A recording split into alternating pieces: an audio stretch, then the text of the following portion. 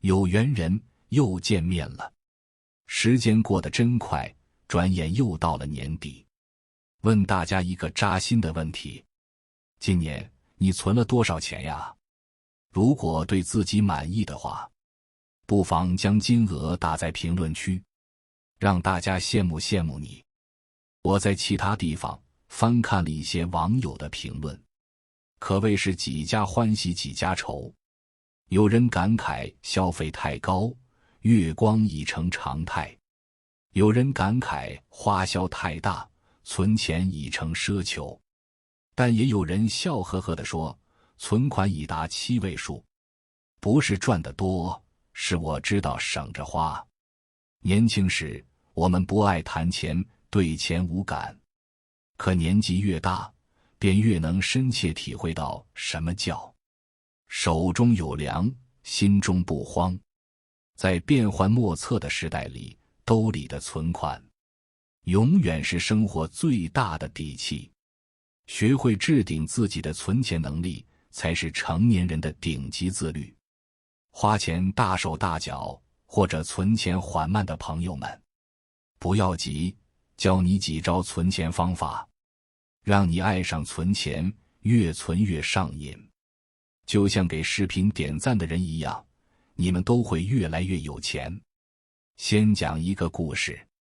前阵子，博主房琪的一段视频在网上火了。他坦言，自己当年从小镇来到大都市，一下子被眼前的繁华迷住，变得自卑且焦虑。于是，他在赚到人生的第一桶金后，开始在物质的诱惑下盲目跟风，买几万块的包包，吃上千块一顿的大餐，只为了发朋友圈，满足一下虚荣心。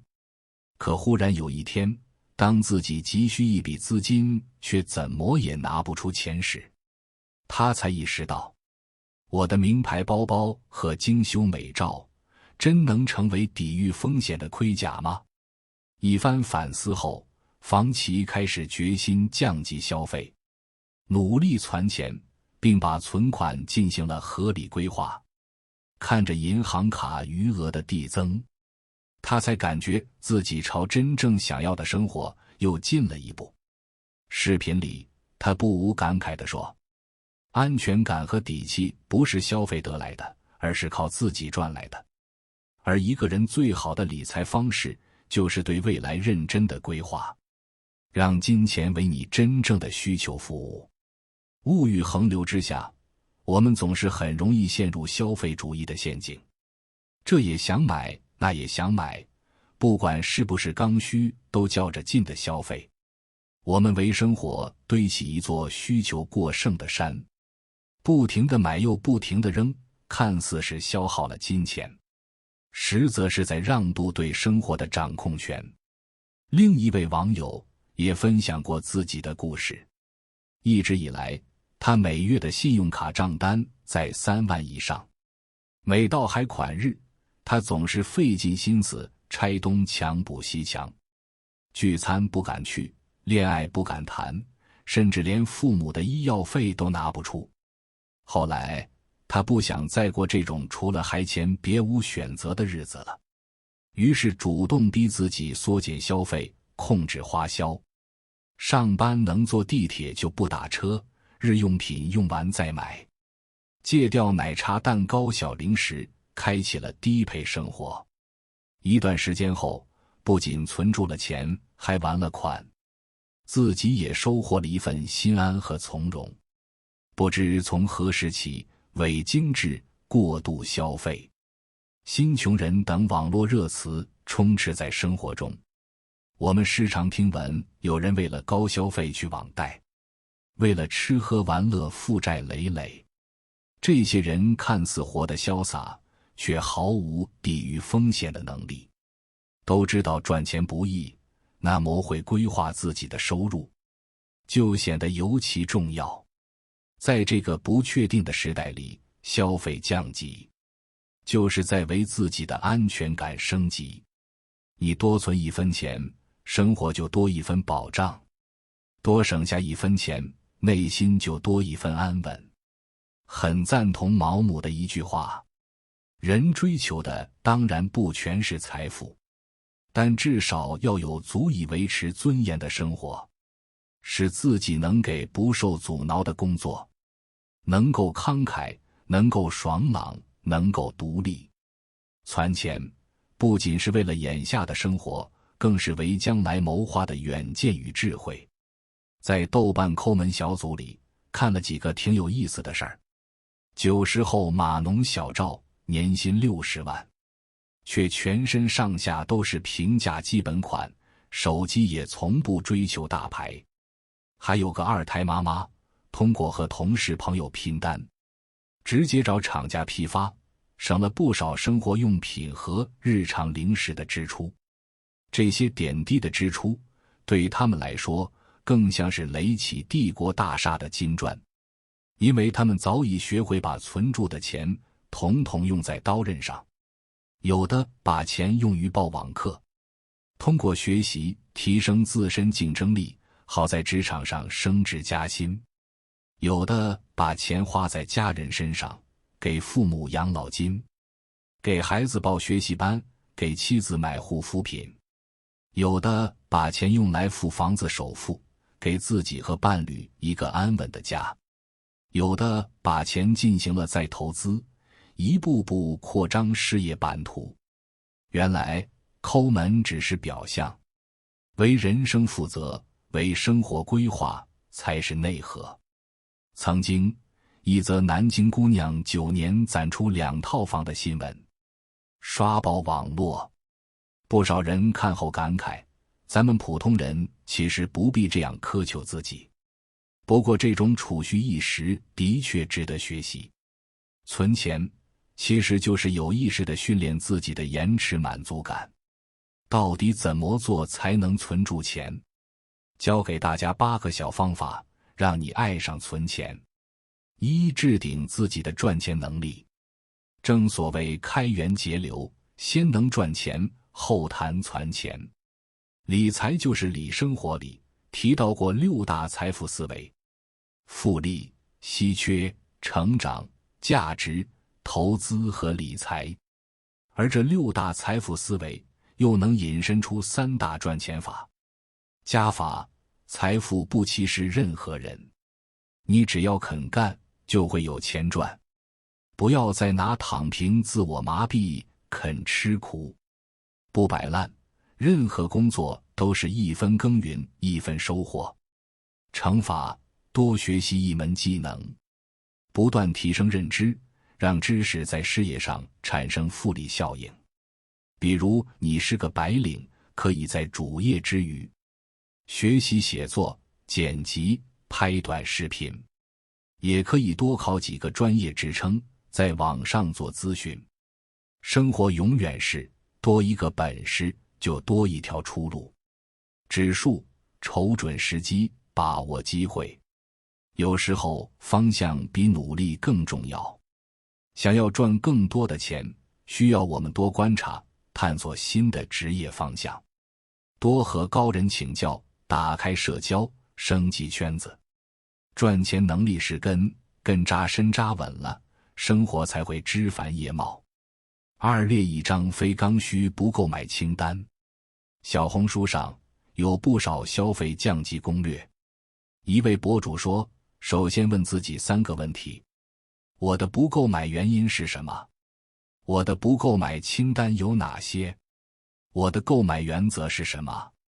比如，这位博主的不购买原因是要实现自律，拒绝消费主义。他的不购买清单有外卖、碳酸饮料、包包、健身小器材等等。而购买原则就是要分辨哪些东西可有可无。比如，纠结中的不买，短期不用的不买，重复物品不买，囤货的不买。想清楚了，一一写到便签纸上，贴在自己的书房、办公室，每天对照，时刻提醒自己。3、消费禁令。这个办法最初是我在《零浪费生活》一书里看到的，当时就觉得这也太适合我去操作了。正如字面意思，消费禁令就是让自己在接下来的某一段时间，可以是1星期或者1个月，不花1分钱。你可能觉得不可思议，怎么可能？1分钱不花？书里也说了，可以买必需品，可以用于体验，总之就是不买新东西，而是需要什么东西时，尽可能的利用和消耗已有物品。不花1分钱，真的可以实验，或者说挑战一下。因为什么是可支配额度？就是你已经剔除了那些固定的和必要的开支，给自己划拨的一笔自由款项，也就是可花可不花。如果这时候你给自己设置了本月消费禁令，那你就能主动控制自己，不消费可支配额度，同时也不影响你的正常开支。如果1周或者1个月下来，你的可支配额度没有减少，就说明挑战成功了。36存单法。很多人其实每月都有存钱的想法，但往往由于各种诱惑或消费冲动，导致最终存不下钱。对于这些人来说，直接将钱存为定期存款，无疑是一种最为直接且强制性的储蓄办法。而其中36存单法更是备受关注，成为了一种热门且有趣的存钱方式。具体而言，36存单法的操作是这样的：在第1年的每个月，把计划要存的钱平均分成3笔，分别存入1年期、2年期、3年期的定期存款，如此持续存够12个月，这样1年下来就会有36张存单。到了第2年，当第1年存入的1年期定期存款到期后，把到期的本金和利息加上当月新准备存的钱，全部存为3年期，从第25个月起，再把2年期到期的本金、利息和新的存款一起存为3年期，如此新存12笔，再加上之前还未到期的24笔定期，每年都会有36笔存单。这种存钱方法具有显著的优点。首先，它能够让储户享受到3年定期存款的高利息，相比短期定期存款或活期存款，利息收益更为可观。其次，36存单法还具有一定的灵活性，当遇到突发的资金需求时，可以选择提取即将到期的存单，而不会影响其他存单的利息收益。当然，36存单法也并非完美无缺，其缺点主要在于操作相对繁琐一些，需要每个月都进行细致的规划和操作，并且要持续多年，这对于一些缺乏耐心和理财规划能力的人来说，可能会有一定的难度。不论是36存单法，还是传统的一本正经存定期，它们的利率相较于其他一些投资方法，如股票、基金等，确实都不高，但它们最大的目的在于强制储蓄，帮助人们克服消费冲动，养成良好的储蓄习惯，让自己不能轻易地动用这笔钱，同时也是相对来说最安全稳妥的理财办法，能够为人们的财富积累提供稳定的保障。5. 写下每一笔的开销。你有没有这样的困扰呀？每个月明明感觉没怎么大肆消费，可钱却像长了翅膀似的，不知不觉就花得一干二净了呢。如果是这样的话，那你可得试试记账这个小妙招。记账其实很简单，就是养成一个习惯，每天把自己大大小小的花销都逐一记下来。不管是早晨上班路上买的那杯提神的咖啡，还是在便利店顺手拿的一块口香糖，又或者是下班后和朋友聚餐的花费，统统都要登记在册。可别小瞧了这个举动，日积月累下来，它的作用可大着呢。当你坚持记录一段时间后，再回头翻看账本，就能无比清晰地看到自己到底把钱都花在了哪些地方，每一笔支出都明明白白地呈现在眼前。这个时候呀，心里往往就会不自觉地冒出一些小想法。哎呀，我当时要是不买这个，那钱不就留下来了吗？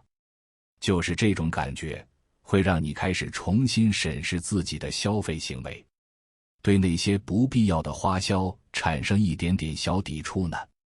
要知道，存钱可不是一件盲目就能做到的事儿呀。只有先清楚了解自己日常在哪些方面花钱比较多，才能从中找出那些可以适当削减的支出项目。比如说，发现自己每周买咖啡的频率太高，花了不少钱，那或许可以偶尔自己在家冲泡，减少去咖啡店的次数。当你有意识地在这些方面做出改变，减少不必要的开支后，你会惊喜地发现，存钱这件事变得越来越容易，账户里的余额也会慢慢地多起来了。所以啊，赶紧拿起笔或者打开记账软件，开启你的记账存钱之旅吧。6、拒绝及时满足。我们常常会被各种商品所吸引，内心瞬间涌起想要即刻拥有它们的欲望。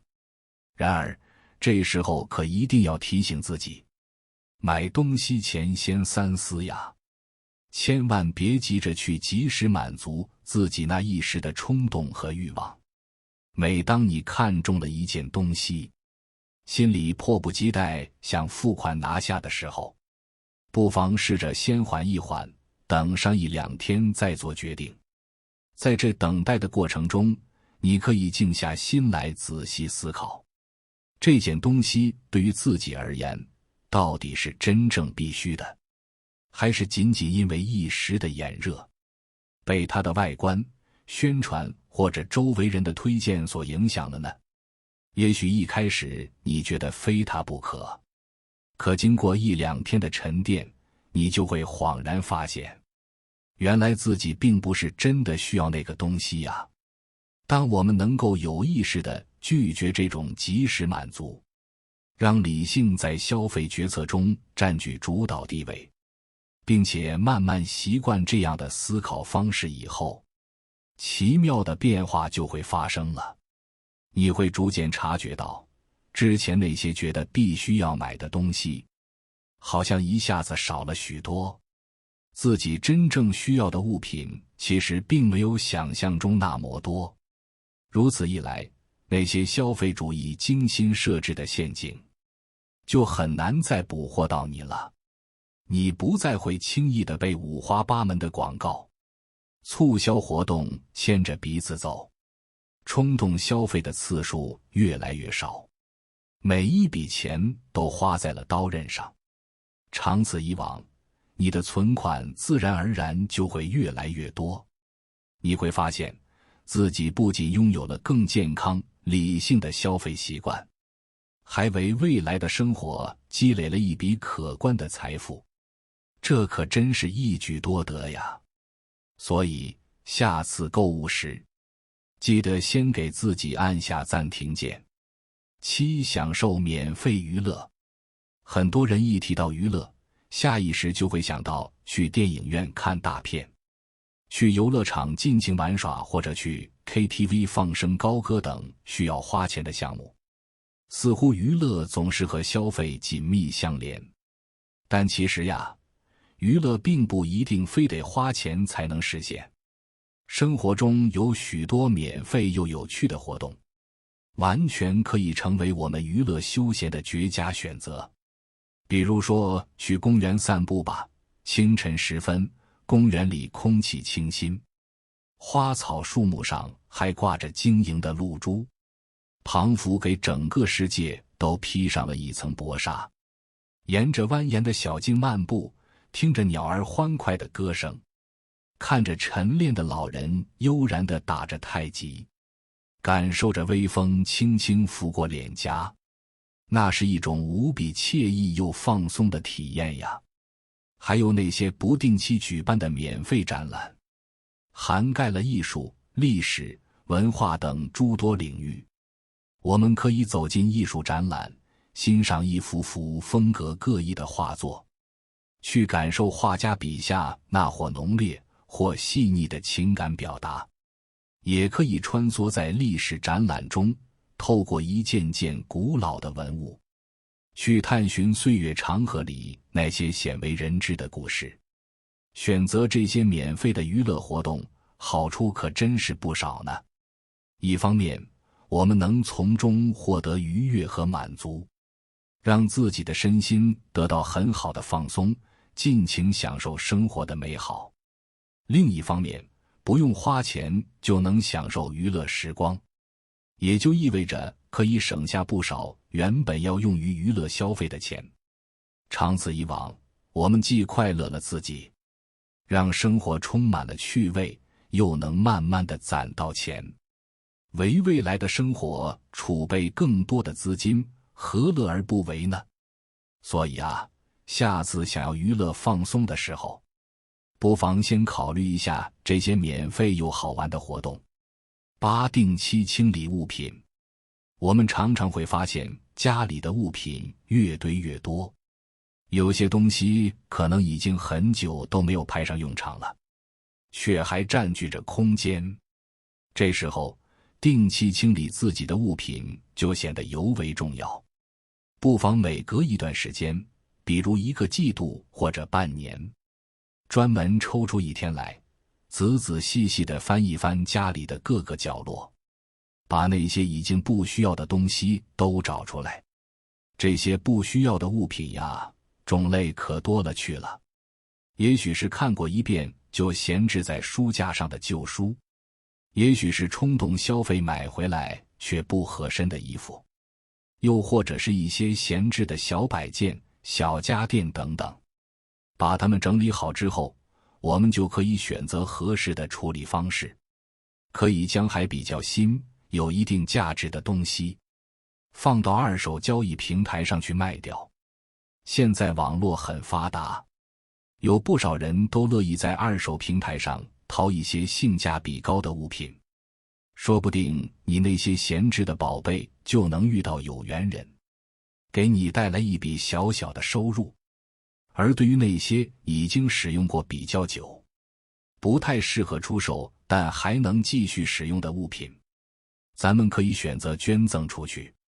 像社区的爱心捐赠站，一些公益组织设立的捐赠点，都是很好的去处，让这些物品能够继续发挥它们的价值，传递爱心与温暖。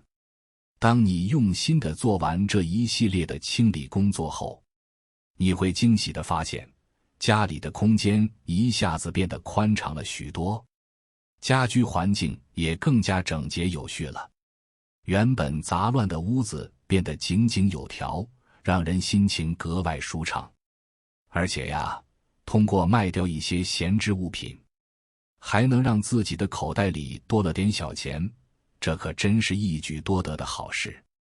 所以赶紧行动起来，定期清理物品吧。作家路遥说，钱是好东西，它使人不再心慌，并且教人产生自信。人到中年万事间，想排忧解难，离不开钱。靠自己赚钱、攒钱、规划财富，不仅能抵御风险，实现理想，还能消除焦虑与恐慌，收获内心的安稳与富足。告别消费主义，在存钱中收获脱胎换骨的快乐，不失为一种生存智慧。那就让我们从明天起，多多赚钱，好好攒钱，在鼓鼓的钱包上搭建起稳固的人生底座。有缘人，感谢你听到这里。希望明年我们在聊这个话题的时候，你存下的金额要远比现在要多得多。相信你一定会越来越有钱。如果你感受到了收获，请订阅这个频道，我会持续为你分享和传递智慧。如果你有所感悟，欢迎在评论区留言，与大家一起交流你的心得。期待我们下次缘分的遇见。